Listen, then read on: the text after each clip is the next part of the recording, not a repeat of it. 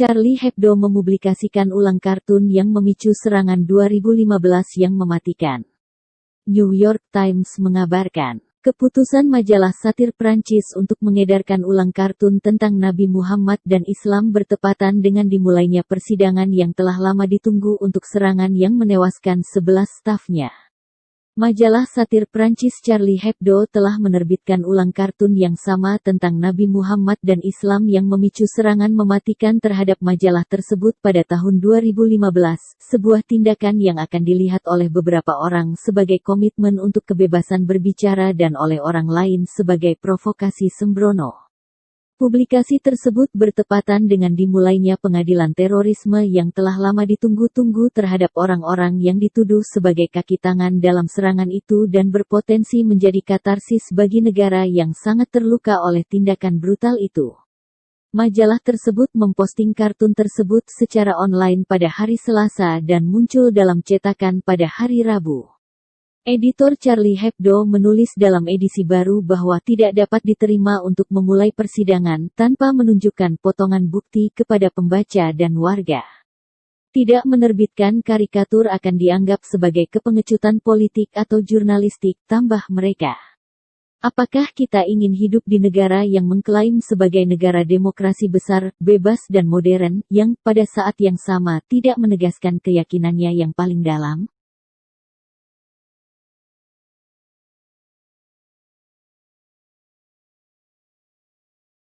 Kontroversi mengenai kartun Nabi Muhammad pertama dimulai setelah 12 kartun Nabi Muhammad, Nabi terakhir dalam agama Islam, diterbitkan di surat kabar Jyllands-Posten, tanggal 30 September tahun 2005. Jyllands-Posten adalah surat kabar terbesar di Denmark. 6 dari ke-12 kartun tersebut diterbitkan ulang di surat kabar Mesir, El Fakir, pada tanggal 30 Oktober tahun 2005 untuk mendampingi sebuah artikel yang mengkritik keras tindakan Posten, tetapi saat itu kartun-kartun ini belum mendapat perhatian yang besar di luar Denmark.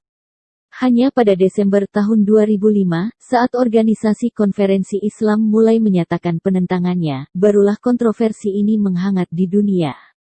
Sebagian dari kartun tersebut diterbitkan di surat kabar Norwegia, Magazinet, pada tanggal 10 Januari tahun 2006.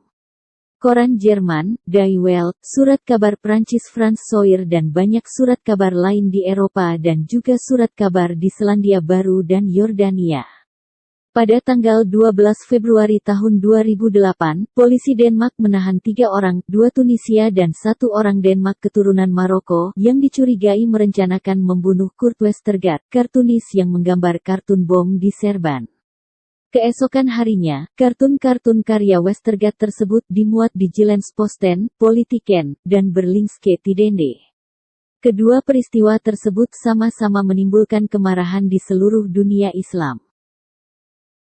Meskipun Jyllands-Posten mengatakan penerbitan gambar-gambar ini ditujukan untuk menunjukkan bahwa kebebasan berbicara berlaku bagi siapapun, sebagian orang, baik Muslim dan non-Muslim, menganggap gambar-gambar tersebut adalah penghinaan terhadap Islam dan menunjukkan Islamofobia di Denmark. Sebagai reaksi atas artikel itu, 2 kartunis telah menerima ancaman pembunuhan sehingga mereka terpaksa bersembunyi. Menteri Luar Negeri dari 11 negara Islam mendesak pemerintah Denmark untuk menindak surat kabar yang menerbitkan kartun di atas dan juga meminta maaf. Perdana Menteri Denmark, Anders Fogh Rasmussen berkata, pemerintah Denmark tidak akan meminta maaf karena pemerintah tidak mengontrol media atau surat kabar. Itu adalah pelanggaran dari kebebasan berbicara. Namun Rasmussen juga berkata bahwa ia sangat menghormati penganut agama. Tentu saja saya tak akan pernah memilih untuk menggambarkan simbol keagamaan dengan cara tersebut.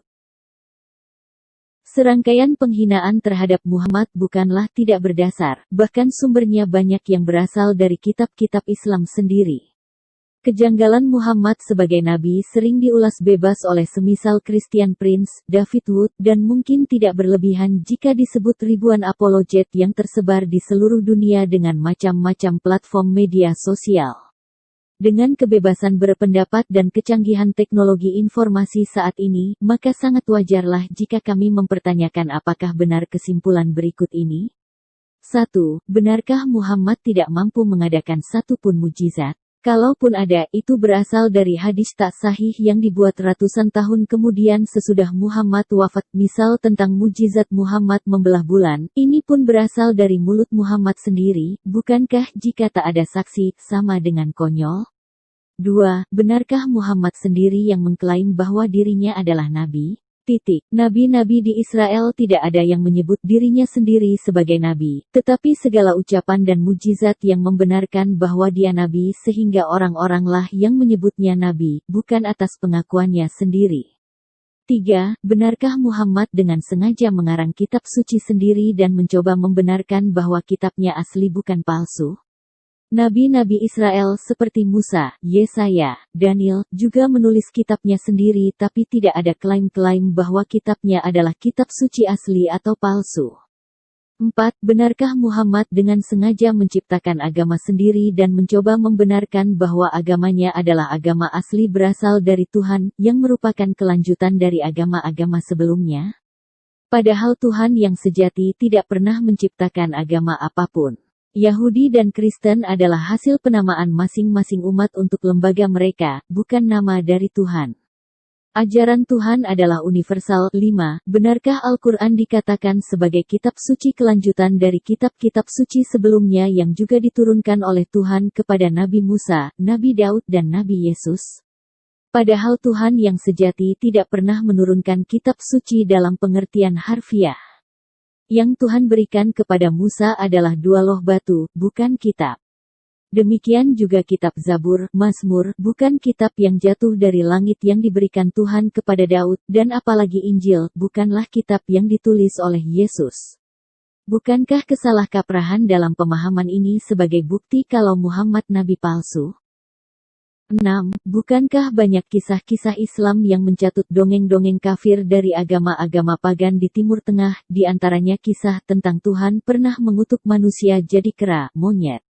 Quran Surat 2 ayat 65, 5 ayat 60, 7 ayat 166, kisah bidadari surga mirip dengan kisah dalam agama Zoroaster atau Hindu, kisah Isra, Miraj, Raja Salomo bercakap-cakap dengan semut, Amsal 6 ayat 6, 30 ayat 25, kisah Abraham dibakar oleh Raja Nimrod mirip dengan kisah dalam Daniel 3, kisah Gideon yang tertukar dengan Saul Raja Israel, nama Maria ibu Yesus yang tertukar dengan nama Maryam saudara perempuan Musa, Harun, dan masih banyak lagi.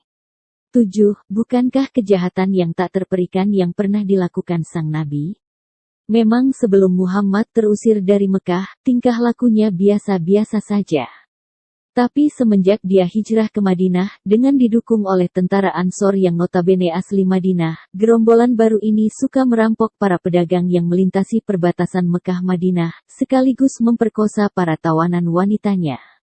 Di dalam kota sendiri, Muhammad membantai orang-orang Yahudi satu demi satu yang kebanyakan adalah para pedagang kaya. Muhammad dan gerombolannya mengambil alih harta orang-orang Yahudi yang dibunuh itu yang katanya merupakan rejeki dari Allah dan mengambil alih istri dan anak-anaknya. Sebagian dijadikan budak dan sebagian dijadikan istri, dan masih banyak lagi.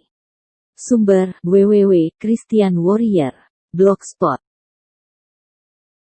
8. Kebejatan moral yang dilakukan sang nabi. Setelah istri pertamanya yang bernama Khadijah wafat, Muhammad bebas berbuat semaunya dalam mencari objek seksnya. Dia mengembat menantunya sendiri yang bernama Zainab, memperistri anak kecil berumur 6 tahun bernama Aisyah, berzinah dengan budaknya yang bernama Maria. Setelah ketahuan oleh istrinya yang bernama Hafsah, turun ayat palsu yang memerintahkan Muhammad agar menikahi budaknya, mengambil alih istri orang Yahudi dari Khaybar bernama Safiyah sehari setelah keluarganya disiksa dan dibantai oleh gerombolannya, dan masih banyak lagi. 9. Muhammad sebagai nabi palsu sangat cocok dengan nubuat dalam kitab Wahyu 13 ayat 18, 19 ayat 20, 20 ayat 10. Di dalam kitab suci disebutkan bilangan namanya, yaitu 666. Bila angka 666 dianggap sebagai angka tahun, ini sebuah angka yang sangat dekat dengan angka tahun Masehi di mana ketika itu kerajaan Islam mencapai masa kejayaannya. Bila ditilik dari pecahan bilangan tersebut, yaitu 600, 606, maka ini pun sangat klop dengan Muhammad. Tahun 622 Masehi sebagai tahun hijrah Muhammad memulai karir gemilangnya sebagai nabi di Madinah. Angka 622 bila diambil ratusannya saja maka kita peroleh angka 600.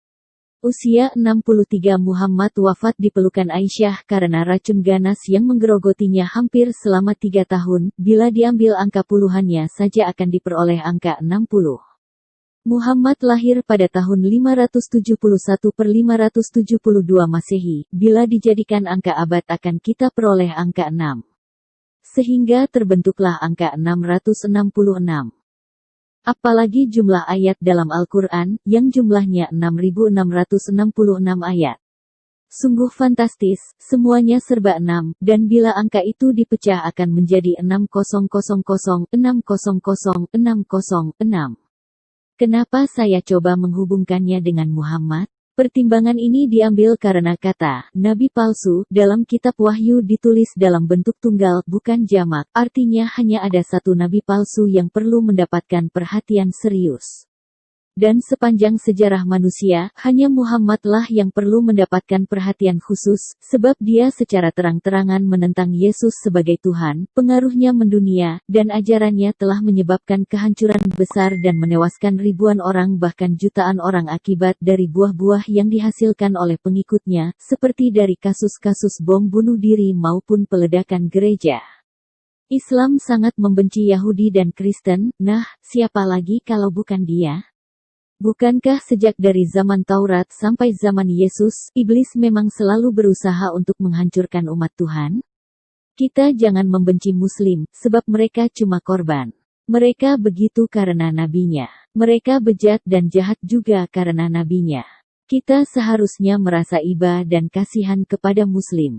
Kita harus tunjukkan buah-buah roh dan kasih sayang kepada para Muslim. Kita doakan semoga Tuhan mau mengampuni mereka, sebab mereka tidak tahu apa yang telah mereka perbuat. Mereka hanyalah korban. Tulis Christian Warrior, Blogspot. Kami sepakat bahwa kita tidak boleh saling menghina kepercayaan orang lain. Namun dalam hal membantu orang lain untuk membuka mata rohani dan cara berpikir sesat, agar menemukan jalan keselamatan, adalah tindakan mulia. Masing-masing memiliki cara sendiri, tetapi yang terutama adalah niatnya. Kami sangat mencintai semua manusia termasuk umat Muslim, itu adalah teladan Tuhan Sang Pencipta bumi dan segala isinya, yang rela menjadi manusia, menjadi nabi, menjadi utusan, menjadi guru, menjadi anak domba, menjadi tukang kayu dan sebagainya untuk merasakan apa yang ciptaannya rasakan dan menjadi juru selamat lewat kematiannya di atas kayu salib. Salam sehat, salam akal sehat.